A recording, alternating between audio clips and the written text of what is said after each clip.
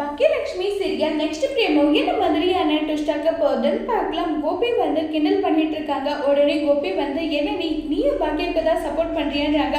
நான் பாக்கியாக்காக சப்போர்ட் பண்ணல கோபி, உண்மை ஏதோ அதை உங்ககிட்ட நான் பேசுறேன். உங்களுக்கே தெரியும் எலிட் எப்பவுமே பாக்கியாவுக்கு மட்டும்தான் சப்போர்ட்னு சொல்லிட்டு, அது மட்டும் இல்லாம செல்லியன் உங்க மேல அன்பா பாசமா உயிரா இருந்தான்னா அது அப்போ இப்ப அப்படி கிடையாது. உங்க ஒய்ஃபை பத்தி, அதாவது பாக்கியாவை பத்தி நீங்க தப்பா பேசும்போது செல்லியன் எந்த அளவுக்கு கோபப்பட்டு உங்களை அடிக்கிறதுக்காக கை ஓங்கிட்டு வந்தான்றதுல நீங்க மறந்துட்டீங்களான்னு சொல்லிட்டெல்லாம் கேட்டுட்டு இருக்காங்க.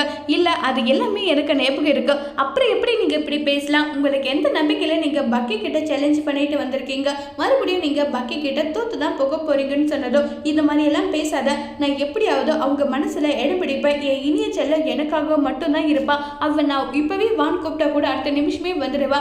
இனியவன் நீங்க நம்பாதீங்க. இனிய எப்படின்னா இப்ப வரைக்கும் சின்ன பொண்ணா அன்மெச்சூர்டா தான் இருக்கா. இப்ப நீங்க அவளுக்கு தேவையா இருக்கிறத நீங்க வாங்கி கொடுத்தீங்கன்னா உங்ககிட்ட உடனே பாக்கிய கிட்ட இப்படிதான் அவ மாறுவா. அவளெல்லாம் நீங்க மனசுல வச்சுக்கிட்டு இப்படி சொல்லாதீங்க. ஒட்டு மொத்தமா பாக்கிய விட்டு பிரிஞ்சுவா. நீங்க இனியவை கூப்பிட்டா கூட இனியவும் வரமாட்டான்னு சொல்லிட்டு இப்ப கோபிக்கு உண்மையை எடுத்து சொல்றாங்க. இதை கேட்டு கோபி பயங்கர ஃபீல் பண்றாங்க. அதோட இந்த பிரமவை முடிச்சிருக்காங்க.